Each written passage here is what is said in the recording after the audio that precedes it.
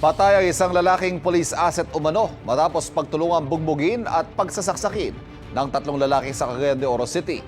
Sa video, kita ang biktima na duguan na habang pinagsisisipa ng mga suspect. Dinala siya sa ospital pero indineklarang dead on arrival. Nagtamo na mahigit 20 saksak sa katawan ang biktima. Agad na aresto ang isa sa mga suspect. Base sa investigasyon, stepbrothers ng karelasyon ng biktima ang mga suspect.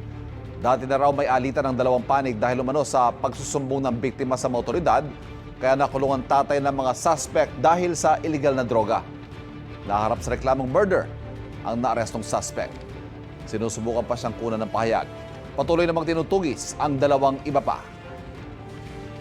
Kapuso, huwag magpapahuli sa latest news and updates. Mag-iuna ka sa balita at mag-subscribe sa YouTube channel ng GMA Integrated News.